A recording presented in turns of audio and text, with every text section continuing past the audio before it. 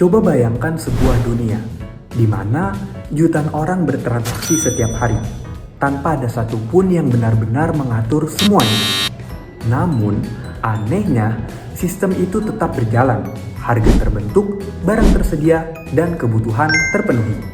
Apakah ini terjadi secara kebetulan atau ada tangan yang tak terlihat yang bekerja di baliknya?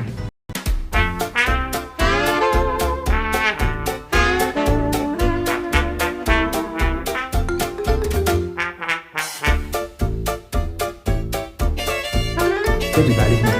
Nah teman-teman, untuk memahami ini kita harus kembali ke abad 18 di mana saat dunia mulai berubah dari sistem kerajaan menuju ekonomi yang baru.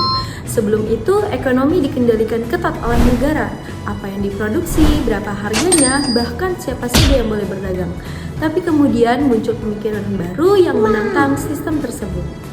Tokoh utama dari perubahan ini ialah Adam Smith, seorang ekonom asal Skotlandia atau yang kita kenal sebagai Bapak Ekonomi Modern.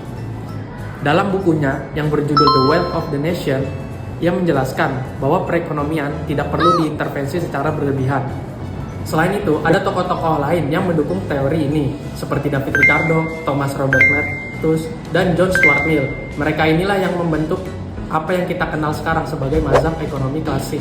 Mazhab ekonomi klasik adalah aliran pemikiran yang meyakini bahwa pasar itu memiliki kemampuan untuk mengatur dirinya sendiri dan individu yang mengejar kepentingan pribadi justru bisa mendorong kesejahteraan bersama. Nah, dalam pandangan ini, kebebasan ekonomi bukanlah masalah, melainkan solusi. Konsep paling terkenal dari Adam Smith adalah invisible hand atau tangan tak terlihat.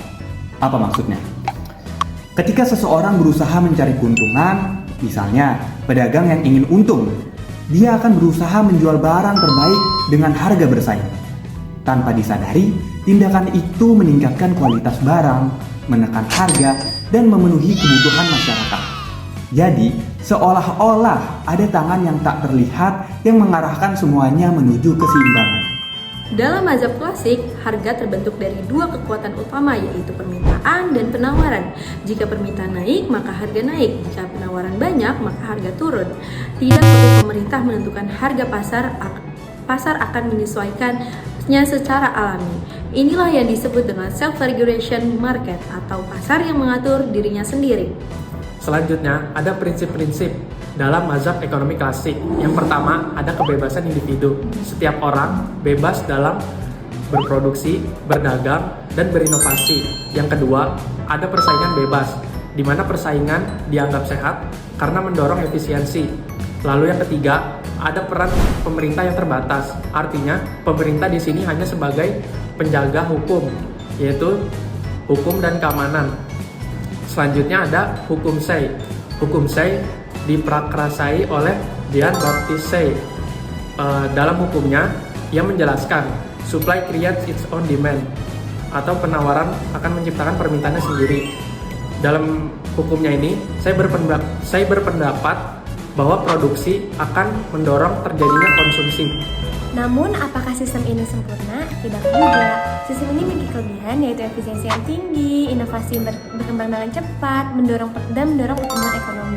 Nah, sistem ini juga memiliki kritik, yaitu bisa menimbulkan kesenjangan sosial, tidak selalu melindungi kelompok yang lemah, dan pasar tidak selalu stabil, jadi bisa terjadi krisis kapan saja. Karena itu, di dunia modern, banyak negara yang menggabungkan sistem pasar bebas dengan intervensi pemerintah. Meskipun sudah berusia ratusan tahun, pemikiran mazhab klasik ini masih sangat relevan di zaman sekarang. Kita bisa melihatnya dalam sistem pasar bebas, perdagangan global, hingga bisnis digital seperti e-commerce, di mana setiap kali kamu belanja online, sebenarnya itu kamu sedang menjadi bagian dari invisible hand itu sendiri. Nah, jadi kesimpulannya, mazhab ekonomi klasik mengajarkan kita bahwa kebebasan individu menciptakan keteraturan dan kepentingan pribadi bisa menghasilkan kebaikan bersama. Namun, kebebasan tanpa batas juga memiliki resiko. Nah, disinilah muncul pertanyaan penting. Seberapa jauh pemerintah harus ikut campur dalam perekonomian? Menurut kamu, lebih baik ekonomi dibiarkan bebas atau harus ada intervensi dari pemerintah? Tulis pendapat kamu di kolom komentar ya.